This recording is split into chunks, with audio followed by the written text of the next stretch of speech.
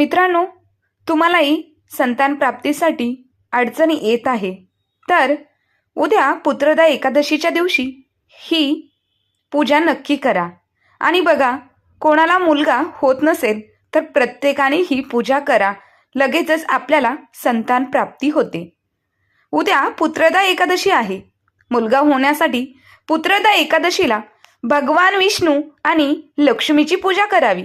संतान गोपाल मंत्राचा जप करावा.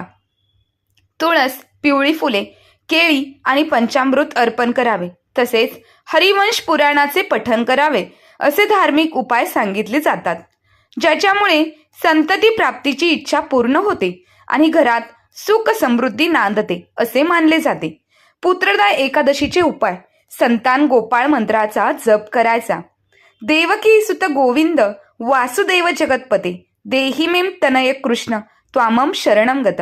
ह्या मंत्राचा जास्तीत जास्त वेळा जप करावा. कमीत कमी 108 वेळा हा मंत्र जपावा. भगवान विष्णूंची पूजा करावी. पिवळे कपडे परिधान करून भगवान विष्णूंची सेवा करावी. त्यांना तुळशीचे पाने, केळी, पिवळी फुले आणि पंचामृत अर्पण करावे. तुळशीची पूजा करावी. संध्याकाळी तुळशी मातेला दिवा लावून तिची पूजा करावी आणि परिक्रमा करावी. तुळस ही अत्यंत विष्णूंना अत्यंत प्रिय आहे. हरिवंश पुराणाचे पठण करावे.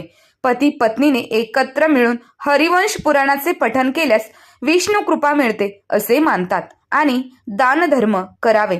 या दिवशी अन्न किंवा वस्त्रदान केल्याने अक्षय पुण्य मिळते आणि संततीला दीर्घ आयुष्य लाभते अशी श्रद्धा आहे. तर मित्रांनो, तुम्हालाही काही अडचणी पुत्रप्राप्तीसाठी होत असतील तर उद्या खूप महत्त्वाचा मौल्यवान दिवस आहे.